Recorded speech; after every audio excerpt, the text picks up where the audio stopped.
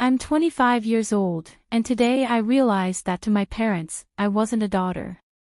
I was a retirement plan, a safety net, and a bank account, all wrapped into one. As I sit here in a dark room, staring at a restraining order and listening to the rain hit the window, I keep asking myself, how did we get here? How does a mother go from tucking you in at night to telling the police you're a violent thief?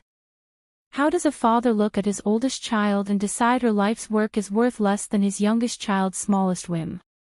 It all started with a house, a secret, and a perfect sister who could do no wrong. If you think your family has favorites, wait until you hear what mine did. They didn't just want my money. They wanted to erase my existence to make room for hers. Oh, understand why they thought they could take my apartment. You have to understand our childhood. My sister, Chloe, is 2 years younger than me. In our house, there was a rule that was never spoken but always followed: Martha provides, Chloe consumes.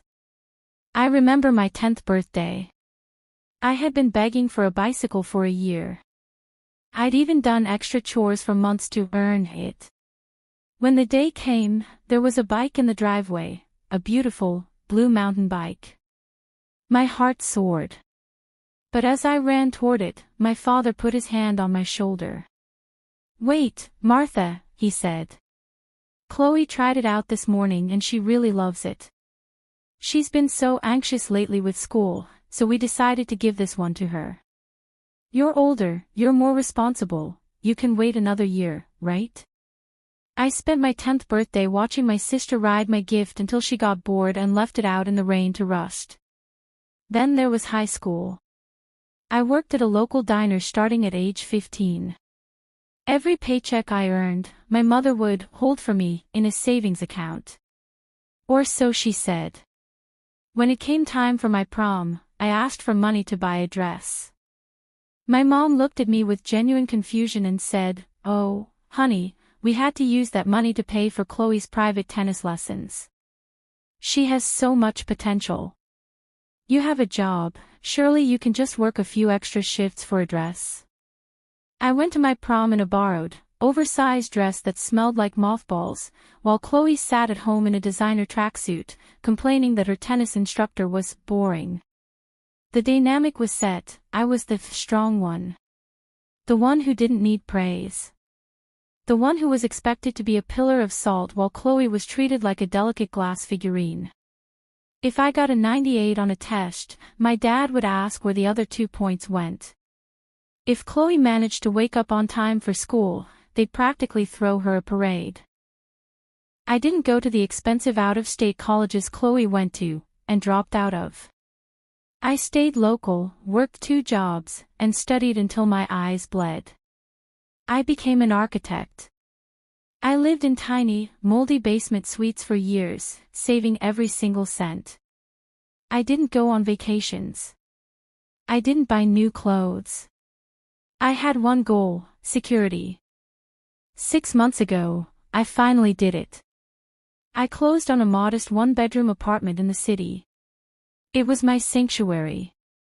High ceilings, big windows, and most importantly, my name was the only one on the deed. For the first time in my life, my parents seemed interested. They called me every day. They wanted to see the place. They told me how proud they were.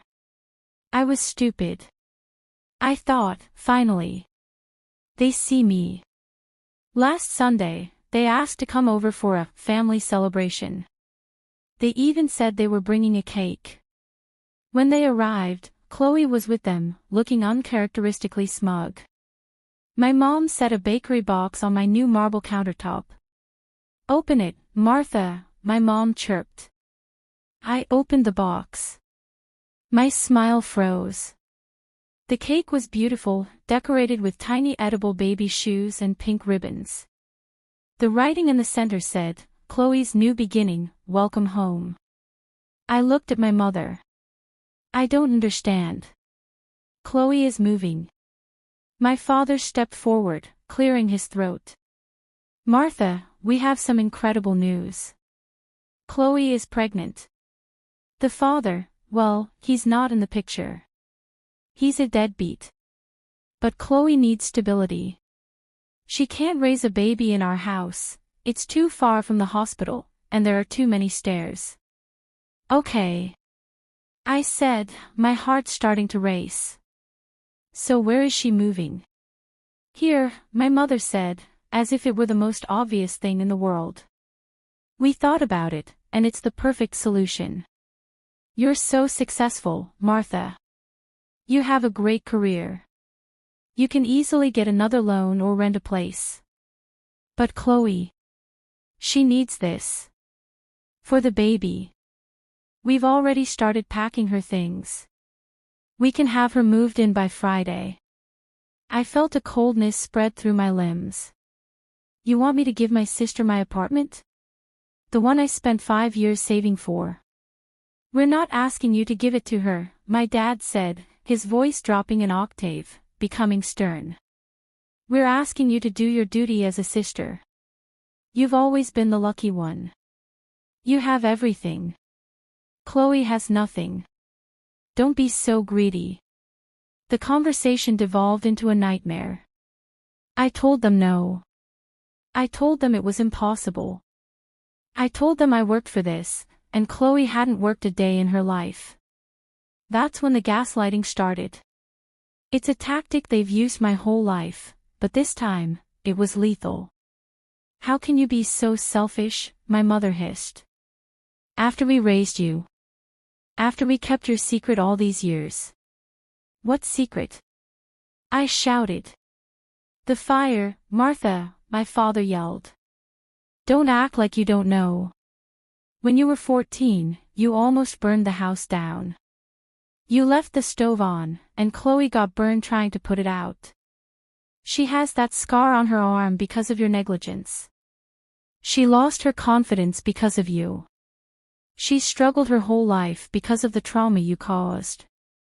You owe her this house. It's the least you can do to make up for ruining her life. I stood there, stunned. I remembered the fire. I remembered being in the backyard when I heard Chloe scream. I ran in to find the kitchen in flames. I was the one who grabbed the fire extinguisher. I was the one who called 911. But Chloe had told them I started it, and for 11 years, they had nurtured that lie like a precious pet. I didn't start that fire, I whispered. And I'm not giving her my home. My father's face turned purple. Fine. If that's how you want it. But don't expect us to be there when your perfect life falls apart. You're no daughter of mine. You're a monster. They slammed the door so hard a picture frame fell off my wall and shattered. I thought that was the end of it. I thought I had won a painful victory. I didn't sleep. I sat on my sofa, staring at the "Congratulations, Chloe" cake until the sun came up. At 7 a.m., my phone began to vibrate uncontrollably. I opened Facebook. My stomach turned to lead. Chloe had posted a series of photos. One was of her crying, her face red and blotchy. Another was a photo of her arm, the old scar from the fire, but next to it were fresh, red bruises. The caption read, "I went to my sister Martha's new apartment to tell her I was pregnant and ask for advice.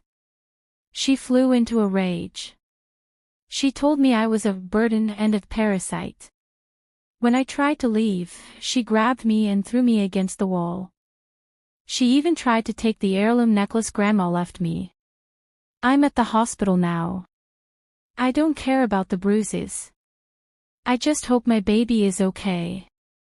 I never thought my own blood could be so evil." Underneath, my mother had commented, "We are heartbroken. Martha has always been violent. We tried to hide it to protect her, but no more. We are pressing charges." I was reading the comments, hundreds of people calling me a sociopath and a monster, when a loud, aggressive knock echoed through my apartment. Thump. Thump. Thump. Police. Martha Miller opened the door. We have a warrant for your arrest on charges of domestic assault and grand larceny. I looked at the door, then at my hands. They were shaking. My family hadn't just tried to take my apartment. They were trying to send me to prison. And as the door kicked open, I realized, they had been planning this the moment I said no.